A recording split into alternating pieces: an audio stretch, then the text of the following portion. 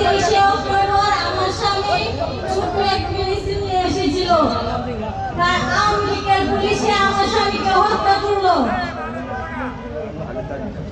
রেফায়েতুল্লাহকে হত্যা করলো। আজ আমার 3টি সন্তান ইতিম, রেফায়েতুল্লাহর একটি মেয়ে ইতিম। আজ আমার 3টি ছেলে মেয়েকে ইচ্ছা ছিল না বাবার আদর পেতে,